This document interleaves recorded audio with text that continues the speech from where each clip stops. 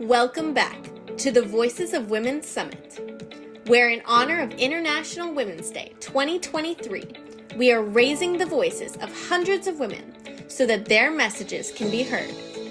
Your host for this session is Dr. Natasha Todorovic-Cowan. Dr. Natasha is the Strategic Change Navigator. She is the creator of Spiral Dynamics programs, a best-selling author, and the founder of the National Value Center Consulting, which took her to work on 5 continents and fly nearly 2 million miles. She has another amazing guest coming right up. Take it away, Dr. Natasha. Sara, I am so excited to introduce you. This is Sara Im, and we are going to be talking about how to find peace in an incomprehensible world. I know I threw that in, but over to you, Sara. How with the world going as crazy as it is, with people with diverse views and different things happening and all this crazy chaos, how do we find that center of peace? Thank you so much for asking that question. Oh, I'm not on the speaker view. You are? Oh, okay. Okay. Well, how do we find peace in the world? Is from our mindset, from attitude, and from our perspective. So with that question, I would like to share with you about my story. Is that okay? Yeah, How did you find peace in an incomprehensible world? I find peace through positive thinking, through gratitude, through appreciation what I have, and through my positive position, my perspective in life. So those are some other things, but today I can share with you a few tips on how to find that peace. Okay, yeah. So as I mentioned, I would like to share a brief story about me so that they will understand where I'm coming from, whatever I present is from the history, from my story. So I grew up in Cambodia. And in Cambodia, when I was in college, Cambodia went through a very difficult time when the communist Khmer Rouge took over our country. They came in with a military takeover. They came in with madness, with anxiety, with violence, violence and anger. So they took all of us captive as their prisoner of war. So I was taken and I was evacuated out of my own place. So I lost everything. And I am far away from my family because I was in college and the college was away from home, far away from home. And when they take over the country, they shut down everything, including the transportation. That means I could not go home. So when you are going through very difficult time, you want to be with your family, but I can't. So I was taken into a camp. And the camp was... You were a prisoner of war, taken into a camp, held against your will, unable to leave, watching God knows what kinds of atrocities happening. Yes, that's what happened. But with my mind, I still have hope that one of these days things will change. I will be able to go back home to be with my family. So that was my hope. Throughout those very difficult years, I have that hope with me. And I endured 4 long years. After 4 long years, I made a very difficult escape with my 3 good friends. So we made it out from captivity. So you escaped with friends. That had to be really scary. That was very scary. That was very dangerous. But Because we I did it. imagine if they captured you, they probably would have, what, tortured you, killed you? Yes, yes, yes. Wow. They probably shoot us right away without any question. So what you are saying you learned while being held hostage is, in a sense, the mastery of your mind, your state, your approach in how you saw things. Is that accurate? Yes, yes. It's that's very accurate. So what were you doing in, because I mean, this isn't a, Sarah went and did personal development and then she got thrown into a camp, right? This is, completely intuitive, organic, and one of the most horrific situations possible. How did this flower of imagination and creativity and self-empowerment emerge for you? How it emerged? I would like to take you back a few years before the country fell into communism. When I was a teenage, my mom had an accident and she became paralyzed. And I was the oldest child. When mom became paralyzed, I became a caregiver. So I love my mom so much that I care for her with love. And not only care for my mom, I also had two little baby brothers. So I care for my family. That's how love developed. I was not bitter. I grow into love. So that love carried me through my hard time. So that's my personal development that you are mentioning.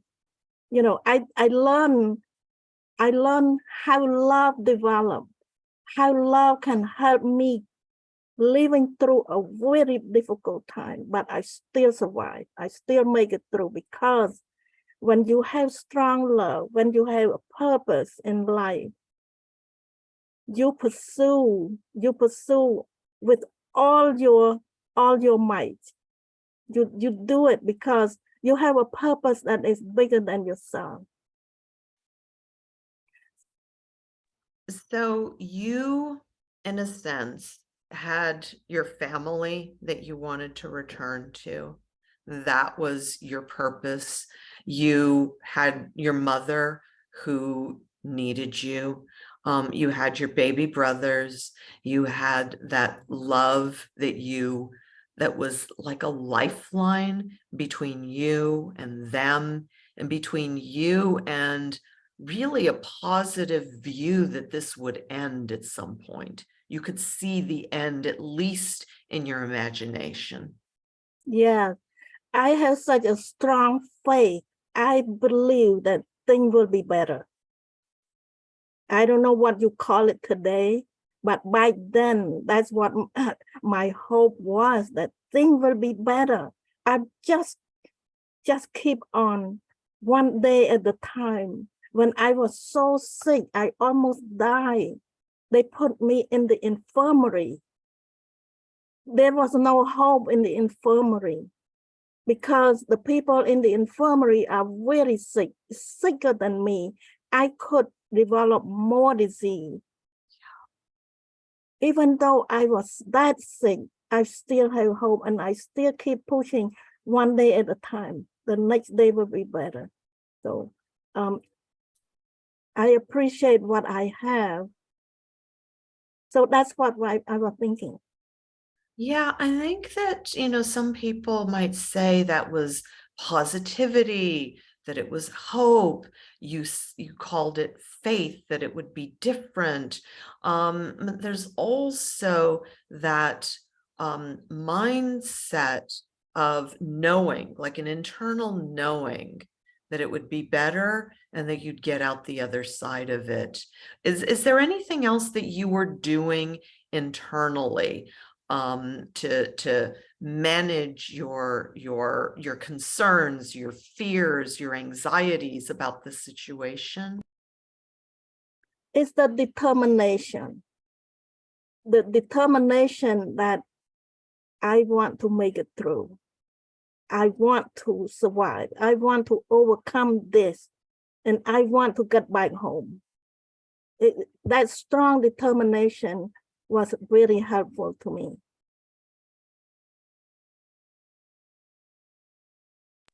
So I'd imagine almost in a sense that you had the vision of who you would be on the other side of this, that you had the vision of a different kind of a world for you, because so many people in that circumstance, I'd imagine you saw them all around you, would just break down in despair and hopelessness. And that is so catching, and that brings other people down. How did you manage others' despair and not be, contaminated by that? Yeah, I think you use the word vision. That is really good. And also, I would add another word. It's hope. Hope. When we have hope, we expect better result because of hope. But many people give up hope because it had been too long. It had been too hard to handle. So at one point, I was too sick. I can say that if I die, it's probably better. But because of hope, because of my love for my family, I did not give up that hope. So yeah, the hope come to play very, very lively into the mind when you envision something better. So I'm sure that there are people listening to this and they're like, oh my God, I certainly have not gone through that. My struggles now, just in comparison to Sarah's, just seems so trivial, but I still don't have hope. I still don't know how to get through, how to be resilient, how to find that kind of peace in this world that is just beating me up. What do you say to, women who are watching this and they've got their own challenges, and, maybe they're doing a compare against theirs and yours, but they're struggling with hope. They're struggling with faith. They're maybe struggling with, how do I find my pathway through this chaos? I would advise that first you start with the preparation. If you want peace, you prepare yourself to find that peace. How do we prepare? We prepare by becoming more positive, prepare by being more grateful. You can look around you and find all the beautiful thing that you should be grateful for. I'm not going to use the word should again, but but if we look around, if we want to find something that is grateful, you will find them. And that's the first step. And step number 2 is purge out something that is not helpful in our body. Something that is dark, negative, and depressing, disappointing, or bitterness. All those things, it's not useful to keep in our body. Get rid of that and replace it with the gratitude. And also pray. if you believe that there's God or whatever you believe, you pray and ask that higher power what you want. If you want peace of mind, if you want peace, you will pray. And that's how we prepare our mind and our body and our soul to receive peace. So you're saying just be more intentional. And I love that notion of prepare to receive, right? Because we get new clothes, we make space in the closet, right? We have a new baby, we make room for the new baby, right? We make room for things. And I love how you said that we need to prepare ourselves to receive the peace. And you gave us a few tips on doing that. Is there, anything else? I mean, I love your belief. I love your positivity. And, some people might be going, she's just a positive person. I'm not wired like that. How do I see the positive? How do I have faith when I don't believe that things will get better? The next tip would be people. We cannot have peace without anybody around us. We have to build a circle of circle of influence around us. People that make us feel like sunshine. People that we love, people that love us, support us. So people and group and association and community, those are wonderful. We have to surround ourselves with them, because without people, we will not have much hope. Yeah, when they evacuated me out of the city, I did not think about all the beautiful clothes and the shoes that I left behind in my apartment. All I thought about was my family, my love, my mom, my brothers. So that's what I mean. People is more important than material. So you're in a sense encouraging people to look at the people that they have around them and to be more intentional about choosing. Yes. And to choose for love. Yes, because love can save our life. I think that's so beautiful. That is so beautiful, Sarah. Thank you for sharing that. And I know that you've got a gift for our audience. Would you like to just talk a little bit about what inspired this gift, what you'd like to contribute with it, how they might use it? Just kind of walk us through that, please.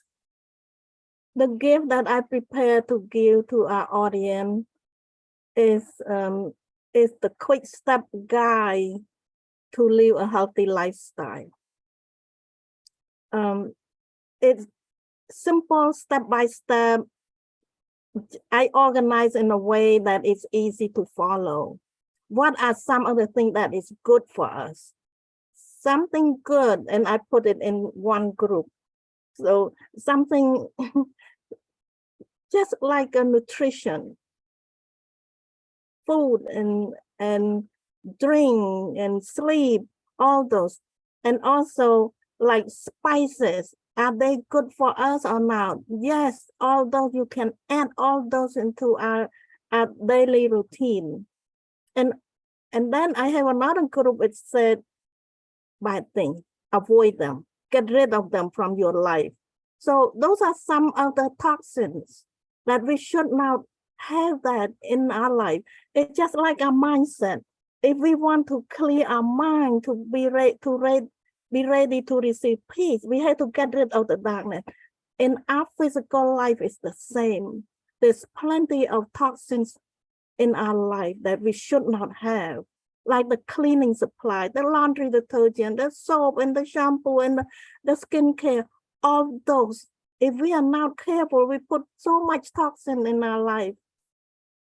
So, and that's some of the thing that I put on my gift. So you've listed the things that are toxic to us. You've listed the things that are good for us. You've done the homework on the background of it. So we just basically get to shortcut and jumpstart that sort of clearing process, if you will, the making space for peace. So it sounds like it's super easy to use. Just kind of go through it and then take action, take a step. Yeah. Yeah. Yes. All right. Wonderful. And did you have, by chance, was there a VIP gift, or this is the one that's for everyone? That this is the one for everyone. Perfect.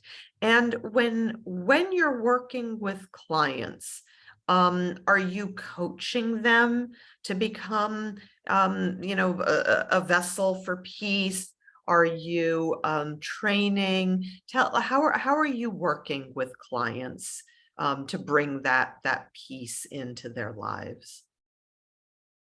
My work is mainly inspirational for speaking.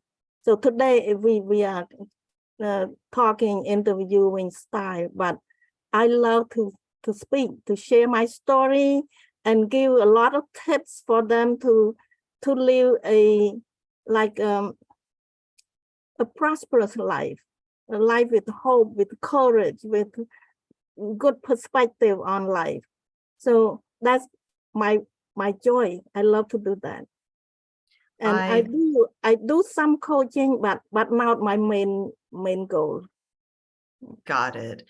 So, and your story is just utterly inspiring. And I'm just, touched by what you went through and how you turned that into something that could inspire others.